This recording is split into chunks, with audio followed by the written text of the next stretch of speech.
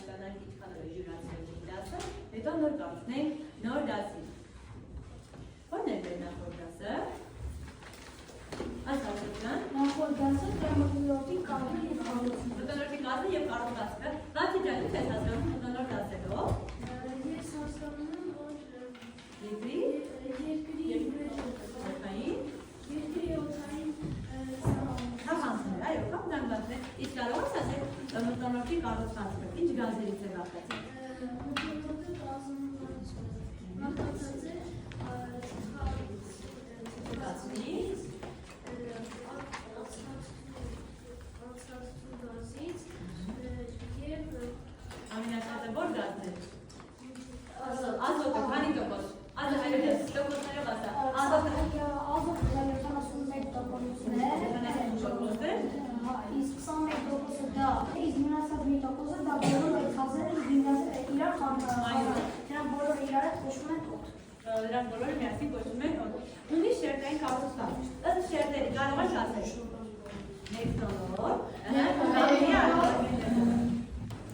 Ներքնոլորտ, միջնոլորտ, վերնոլորտ եւ արտաքին բոլոր, արտաքին բոլոր։ Ինչ ենք հասկանում օզոնային շերտ ասելով։ Ինչ է դա եղել։ Օզոնային շերտը երեք կետարում է, որը պաշտպանում է երկիրը տարբեր հիվանդությունների։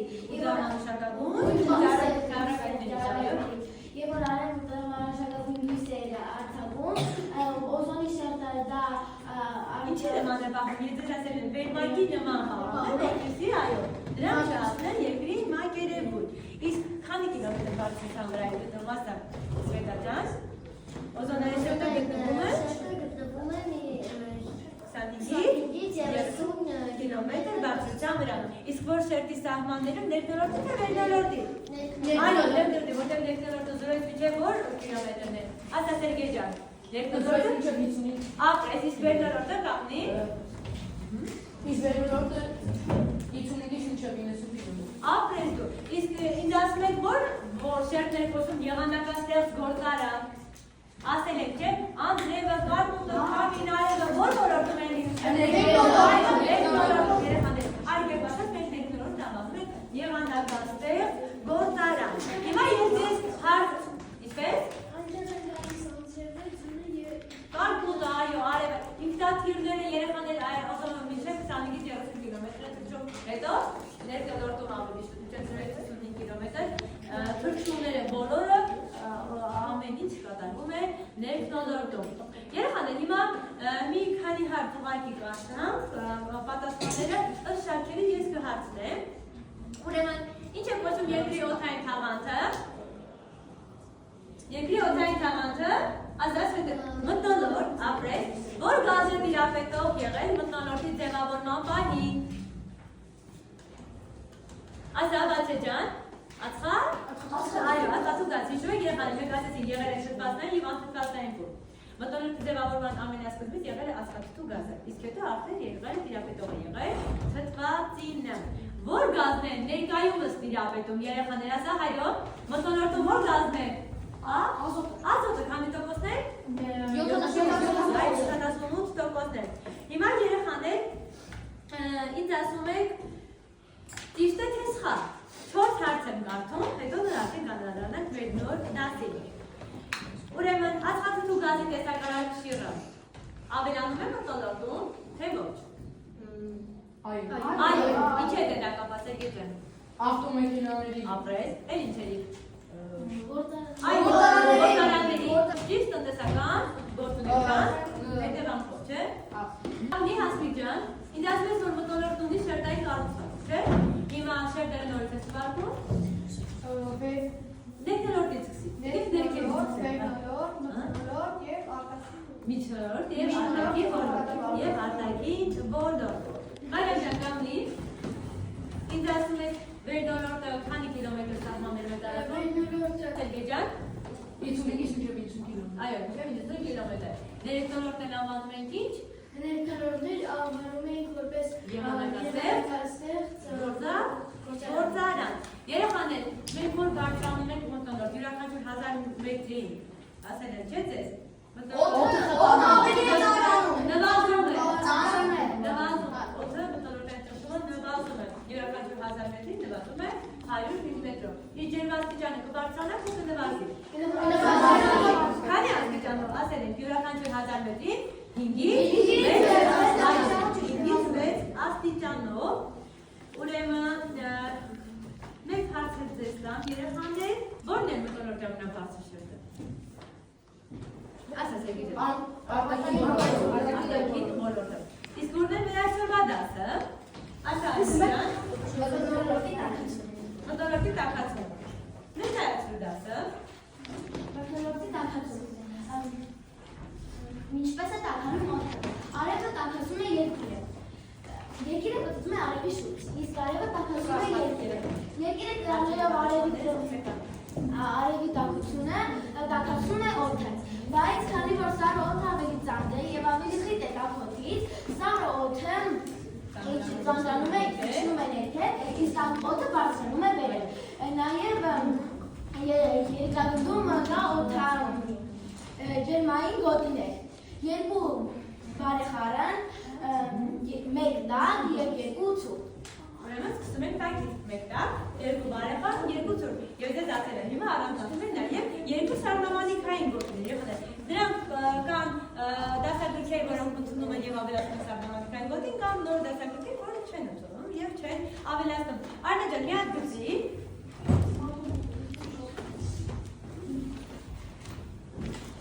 Մյուսները իրենց խմբային աշխատանքն են կատարում, իրենց գործնական աշխատանքն են կատարում։ Ասա ջան, դեր աշխատի։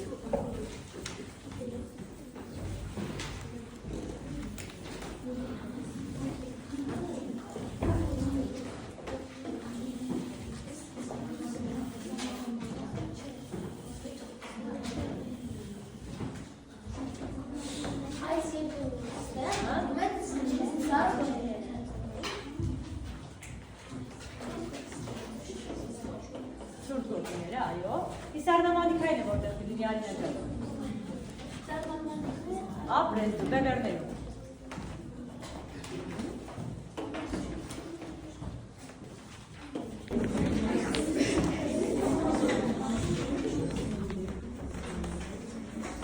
Հիմա նորից ես ասում,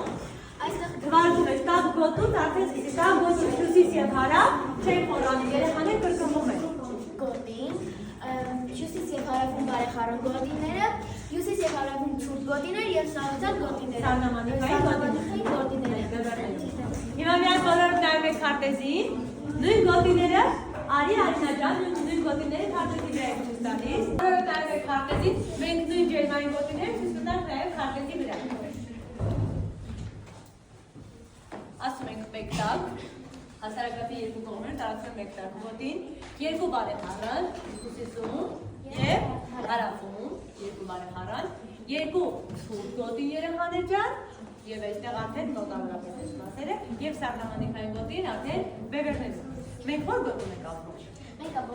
ապրում ենք բարեխառն գոտում, քանի որ մենք ամեն եղանակ արտահայտվում է։ Գարունը արտահայտվում է իր ձևով, ամառը իր ձմեռը իր եւ ապրել, այսինքն հայտուն արտահայտված են տարվա 4 եղանակները։ Շարունակի դասը, Արնա ջան։ Ինչպես մենք կարող ենք հաշվել, թե քանի աստիճան կարող է լինել։ Մենք հաշվում ենք, թե քանի աստիճան է այսօրվա մեր օրը եղել։ Այսինքն օրական միջին ջերմաստիճանը, ահա։ Օրինակ այսօր առավոտյան եղել է 5 աստիճան, երեկոյան եղել է 6 աստիճան։ Իսկ քանի ժամում եք մեր չափումներ անում։ Մենք չափումներ անում ենք 3 ժամը 1։ Օրը քանի ժամ ունի։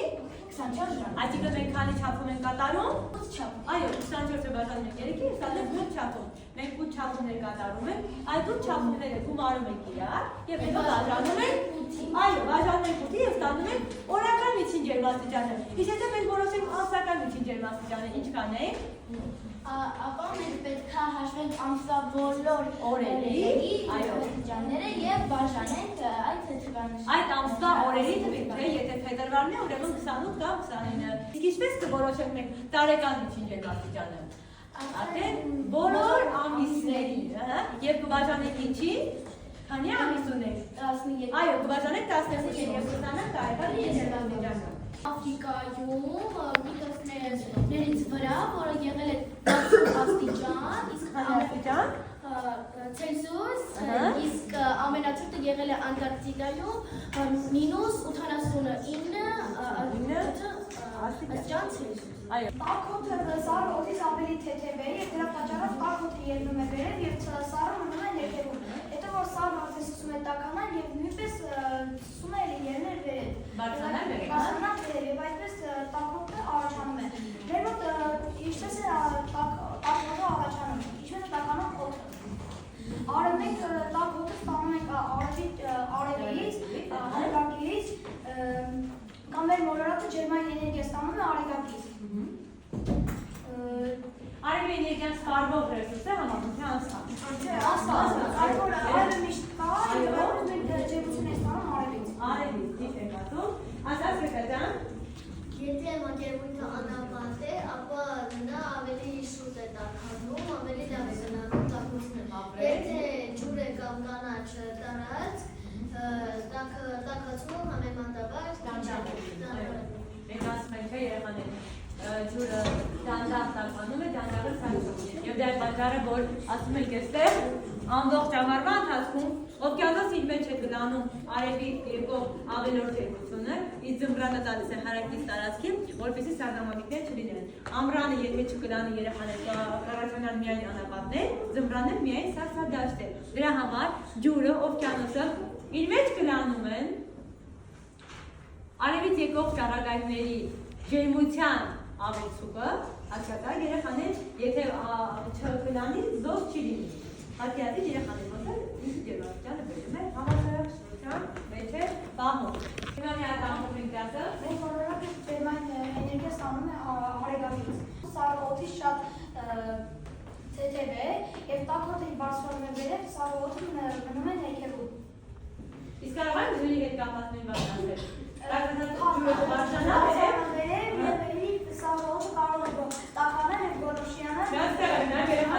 Ես ձեզ ասել եմ չէ որ այս կարմիր գծերը նրանք իրենցից ներկայացնում են օվկիանոսային տաք հոսանքները, իսկ կապսուլները սառը հոսանքները։ Կարմիր հոսանքները թեթև անում են, նայեք երեխաներ ջուրը տաքանում բարձրանում է վերև, սառը ջուրը ծանրանում իջնում է ներքև։ Այսինքն հասարակացիից տաք ջուրը բարձրանում է դեպի բևեռներ, բևեռներից սառը ջուրը գալիս է դեպի հասարակացային տաք շրջաններ։ Այսպես անընդհատ ջուրը գտնվում է շրջապատի մեջ։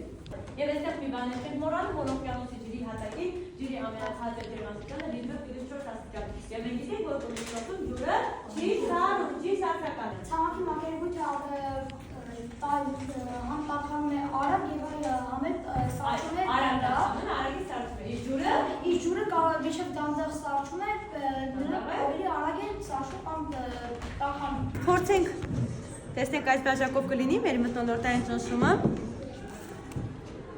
Պետք է փորձենք, որ չստացվի ոչինչ։ Նայեք երեխաներ։ Մթնոլորտային ճնշման շնորհիվ է, որ կարողանում է ինչ անել, ջուրը բաժակից դուրս չգա, սանրության ուժի տակ։ Եթե ես այստեղ փորձեմ թեկուզ մի բան դնեմ բաժակների տակ, օրինակ կոպեկները, անցած ժամին մենք այդպես արեցինք, կոպեկները դնենք, էլի ինքը բաժակը մի փոքր թեկուզ եթե բարձրանա, ջուրը անպայման մնում է։ Դա է մթնոլորտային ճնշման ազդեցությունն է երեխաներ, ինքը ճնշում է այս բաժակի վրա եւ չի թողնում, որպեսզի ջուրը ինչից դուրս գա։ Ինչի հետևանքով դուրս չի գալիս։ Այո, մթնոլորտային ճնշման ազդեցությամբ։ Այս երևույթների շնորհիվ երեխաներ, որ բնության մեջ ամենից մտնում է հավասարաչափության մեջ եւ մի երևույթի դեպքում կապվում է ամեն ինչ։ Դա երկարաշրջան է, սա անպայման դիվերսիվ դեպքում եւ յուրացել է